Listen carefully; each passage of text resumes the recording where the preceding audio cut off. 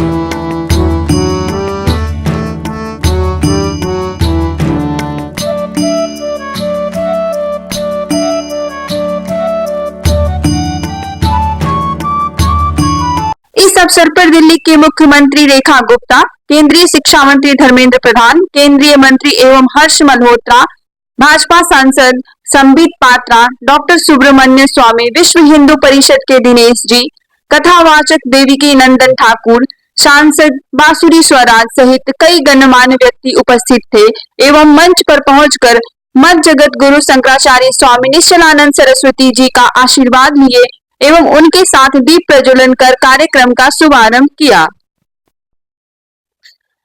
इस अवसर पर आयोजन समिति के अध्यक्ष एवं युग संस्कृति न्यास के संस्थापक आचार्य धर्मवीर, आयोजन के संयोजक संदीप गर्ग, पूरी पीठ के प्रतिनिधि मातृ प्रसाद मिश्रा, पीठ परिषद के प्रेसिडेंट अश्विनी मलिक ने सभी अतिथियों का स्वागत किया। इस अवसर पर अनिल गुप्ता ने मत जगत गुरु शंकराचार्य स्वामी निश्चलानंद सरस्वती जी के लिए स्वागत संभाषण प्रेषित किए। मेरा सौभाग्य है कि पिछले 3 दिनों से मुझे सपरिवार श्रीमद जगत गुरु जी की सेवा का अवसर प्राप्त हुआ है। जब श्रीमद जगत गुरु जी दिल्ली पधारे तो प्रथम सेवा का सौभाग्य भी हमें ही मिला। 3 दिनों से मैं जगत गुरु जी के आशीर्वाद में हूँ और जीवन भर अंतिम सांस तक मैं और मेरा परिवार उनके श्री चरणों में समर्पित रहेंगे।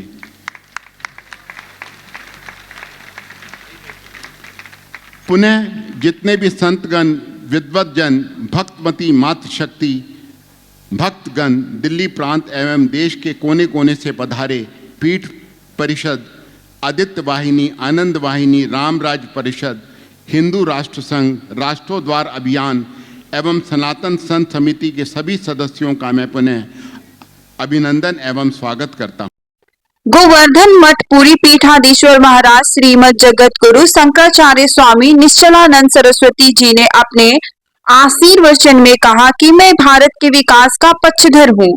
विकास हो लेकिन वह मानव हित में हो। भारत के विकास में भारतीय सर्वोपरि हो। जीविका जीवन के लिए हो लेकिन जीवन ही जीविका ना हो जाए, ये सभी को ध्यान रखना चाहिए। उपाय स्ववताराय जगत जगदीश्वर में मनोनिवेश की भावना से रचा गया है। जीविका की आप उपेक्षा मत कीजिए, पर ध्यान रखिए जीविका जीवन के लिए हो, कहीं जीवन ही जीविका के लिए ना हो जाए। जीविका है जीवन के लिए, जीवन है जीवन धन जगदीश्वर सर्वेश्वर की अभिव्यक्ति के लिए। एक दार्शनिक और वैज्ञानिक तथा व्यावहारिक तथ्य है, प्रत्येक अंश स्वभावतः अपने अंशी की ओर समाकृष्ट होता है। वृक्ष में पत्र पुष्प फल इत्यादि लगे होते हैं, जब वे उद्गम स्थान से च्युत होते हैं तो अंशी सदस्य पृथ्वी की ओर समाकृष्ट होते हैं। पृथ्वी के आकर्षण का केंद्र सन्निकट निर्विशेष जल है। जल के आकर्षण का केंद्र सन्निकट निर्विशेष उपादान कारण अग्नि है। अग्नि के आकर्षण का केंद्र वायु है। वायु के आकर्षण का केंद्र आकाश है। आकाश के आकर्षण का केंद्र अव्यक्त है। अव्यक्त को प्रधान प्रकृति माया ब्रह्म की शक्ति कहते हैं। उसके आकर्षण का केंद्र ब्रह्म तत्व परमात्मा तत्व या भगवत तत्व है। इससे सिद्ध होता है कि हमारे जीवन का लक्ष्य भगवान सच्चिदानंद स्वरूप सर्वेश्वर का अधिगम सिद्ध है। हम जो होना चाहते हैं उसी का नाम जगदीश्वर है। मृत्यु जड़ता दुख से अतिक्रांत जीवन चाहते हैं, सर्वज्ञ और सर्वशक्तिमान होकर शेष रहना चाहते हैं। वेदांत प्रस्थान के अनुसार उसी का नाम तत्पद का वाच्यार्थ और लक्ष्यार्थ सिद्ध होता है। यह भारत है, केवल पेट और परिवार तक सीमित रहना उचित नहीं है। हर हिंदू परिवार से औसतन आस्थापूर्वक 1 रुपया रोज निकले, 1 घंटा रोज निकले, मठ मंदिर या अपने घर को केंद्र बनाकर चतुर्दिक उस संपत्ति और समय का उपयोग विकास में किया जाए। शासन तंत्र के ऊपर निर्भर रहना उचित नहीं है। शासन तंत्र का महत्व तो है, लेकिन शासन तंत्र के ऊपर ही जीवन को सौंप देना उचित नहीं है।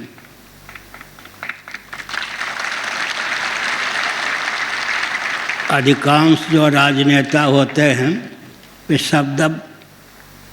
शब्द वेदी वर्ण का उपयोग करते हैं। फूट डालकर राज्य करने की कूटनीति में वो माहिर होते हैं। उनके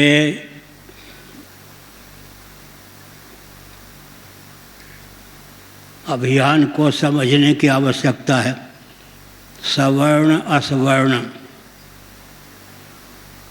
श्रमजीवी बुद्धिजीवी, आदिवासी आगंतुक, ये राजनेताओं के द्वारा चलाए गए अभियान हैं। कूटनीति के आधार पर राजनीति विभाजन करने वाली सामग्री है। राजनेता विभाजित कर देते हैं देश को। राजनेता तो चाहिए, लेकिन ध्यान रखने की आवश्यकता है, हमारे अस्तित्व आदर्श पर प्रहार करना राजनीति या राजनेता का दायित्व नहीं है। इस तथ्य को हृदयंगम करने की आवश्यकता है। मानव जीवन की सार्थकता को देखते हुए यह समझना आवश्यक है कि यत् करोसि यदश्नासि यत् जुहोसि ददासि यत् तपस्यसि कौन्तेय तत्कुरुष मदर्पणम्। यहाँ स्वतंत्र कोई चेष्टा नहीं है, भगवदर्थ ही सारी चेष्टा है। यह सनातन धर्म की विशेषता है।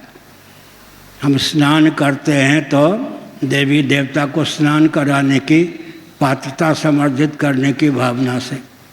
हमारे यहाँ भोजन बनता है तो देवी देवता को भोग लगाने की भावना से। हम भोजन करते हैं तो देवी देवता को भोग लगा करके, हम शयन करते हैं तो देवी देवता को योग निद्रा लाभ कराकर, हम जगते हैं तो देवी देवता को योग निद्रा से उठाने की भावना से। कोई पृथक चेष्टा नहीं है। मैं एक संकेत करता हूँ, नीति प्रीति स्वार्थ परमार्थ चारों में सामंजस्य साधने की विधा भगवान राम से सीखनी चाहिए। हमारा जीवन मंगलमय, अपने लिए सबके लिए हितप्रद तभी सिद्ध हो सकता है जब हम नीति प्रीति स्वार्थ परमार्थ चारों में सामंजस्य साधना सीखें। संबित पात्रा ने यहाँ संबोधित करते हुए कहा कि आज मुझे शंकराचार्य जी के चरणों में बैठने का सुअवसर मिला, मैं धन्य हो गया। गुरुजी धर्म अध्यात्म के अलावा गणित विज्ञान एवं अर्थव्यवस्था के मार्गदर्शक भी हैं। गुरुजी 20 से अधिक वैदिक गणित पर ग्रंथ की रचना किए हुए हैं। नासा एवं वर्ल्ड बैंक को भी समय समय पर मार्गदर्शन देते रहते। ऋग्वेद पूर्व मान्य श्री गोवर्धन पीठ और सर्वोपरि गोवर्धन पीठ के आदरणीय जगत गुरु शंकराचार्य मेरे गुरुवर, जिनका आज 83rd प्रकटोत्सव है, आज हम सबको उनका सानिध्य प्राप्त हुआ। ऐसे महान विभूति उनके चरणों में बैठने का सौभाग्य हमें प्राप्त हुआ। मैं उनके चरणारविंदों को कोटि कोटि नमन करता हूँ, प्रणाम करता हूँ। मैं केवल इतना बताना चाहता हूँ क्योंकि समय का बंधन है। आप में से बहुत लोग केवल हमारे गुरुवर के आध्यात्मिक रूप को देख रहे होंगे, मगर इनका रूप ऐसा अनन्य है कि अध्यात्म के अंदर सारे विधाओं को उन्होंने समेट कर रखा है। यह ऐसे एक विलक्षण व्यक्तित्व है जो वैदिक गणित, यहाँ तो सब गुरुजी के शिष्य बैठे हैं, सभी को पता है, मगर दूरदर्शन के माध्यम से जो लोग सुन रहे हैं उनको ये जानना अनिवार्य है।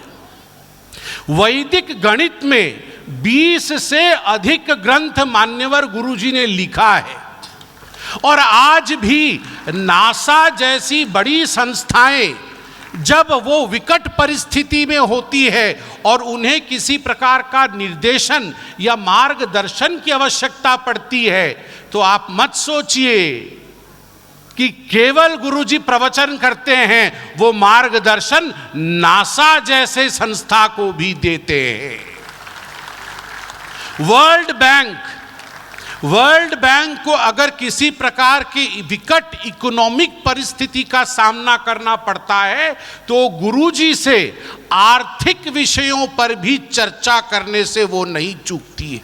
इस अवसर पर सुप्रसिद्ध कथावाचक देवकी नंदन ठाकुर ने गुरुदेव के प्रति उद्गार व्यक्त करते हुए कहा कि आप जगन्नाथपुरी के सांसद हैं, आपका ज्ञान सब सुनते हैं, आप पे शंकर भगवान की कितनी कृपा है हम सब देख रहे हैं और हम आशा करते हैं ये कृपा सदन में भी जाए, जो लिविंग रिलेशनशिप जैसे कानून समाप्त करे।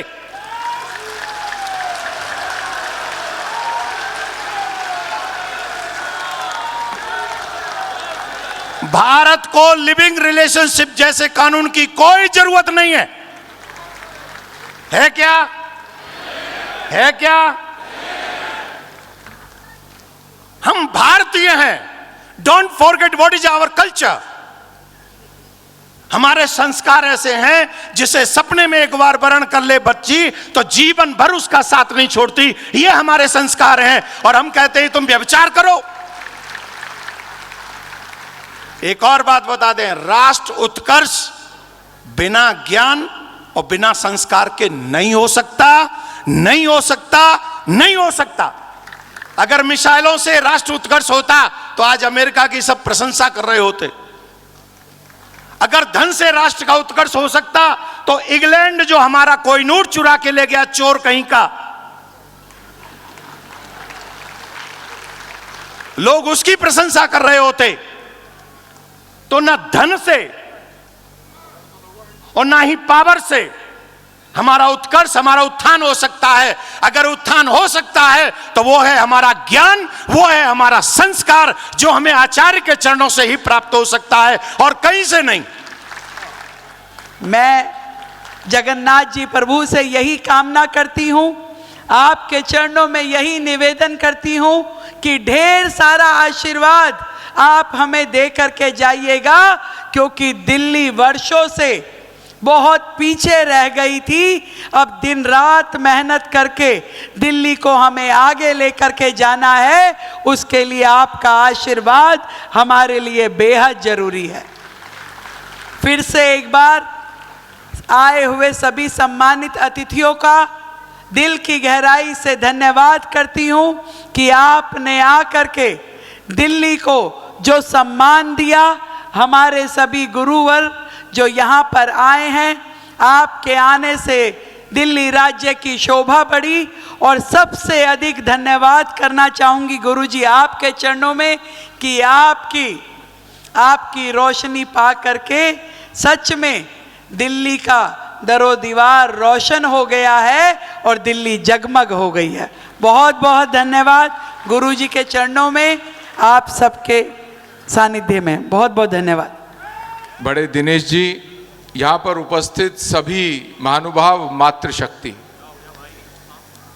जगत गुरु स्वामी जी के सामने बोलने की धृष्टता मैं नहीं कर पा रहा हूँ और मुझे ये भी नहीं समझ में आ रहा है कि परम पूजनीय स्वामी जी के लिए कुछ मेरे मन के जो भाव हैं सिर्फ वही प्रकट करके अपनी बात कहूँगा।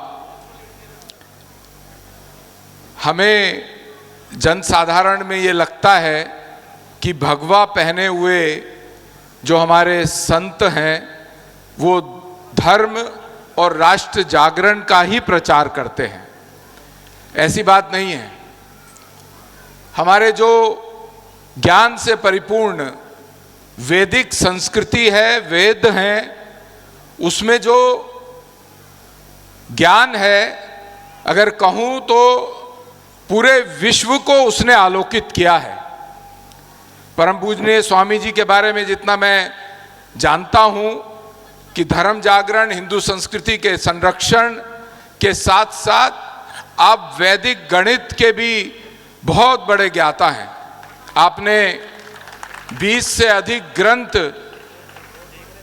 साक्षात भगवान सूर्य से ज्ञान प्राप्त करके लिखे हैं और ये बात बिल्कुल सही है कि आप केवल धर्म जागरण, राष्ट्र उत्थान की बात नहीं करते हैं, आप पूरे विश्व को उस ज्ञान की बात भी करते हैं जिसके कारण से ही आज मानव चंद्रमा तक, मार्स तक, स्पेस तक पहुंचा है। तो मैं आपके चरणों में कोटि कोटि प्रणाम करते हुए अपने आप को बहुत सौभाग्यशाली मानता हूं। आचार्य धर्मवीर ने कहा कि महाराज श्री का संकल्प है भारत को संपूर्ण हिंदू राष्ट्र बनाने का। इसी के निमित्त यह विशाल राष्ट्र उत्कर्ष दिवस एवं महाधिवेशन आयोजित किया गया है। निश्चलानंद सरस्वती जी के 83वें जयंती महोत्सव के शुभ अवसर पर आयोजित इस कार्यक्रम में देश विदेश से बड़ी संख्या में राष्ट्र प्रेमी एवं सनातन धर्म को मानने वाले प्रतिनिधि को सम्मिलित होने के लिए दिल से मैं आभार व्यक्त करता हूँ।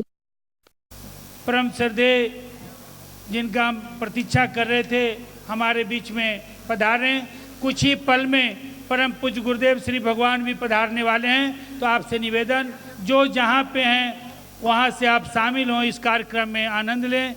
लोक और परलोक, प्रत्यक्ष और अप्रत्यक्ष रूप से जो आज परम पूज्य गुरुदेव भगवान की जो वर्षा होने वाली है आशीर्वाद का, ऐसे 83वां प्रकटोत्सव दिवस के अवसर पे आप निश्चित रूप से गौरवशाली हैं, सौभाग्यशाली हैं। अब पुनः प्रार्थना आदरणीय पूजनीय श्री ऋषिकेश ब्रह्मचारी जी से।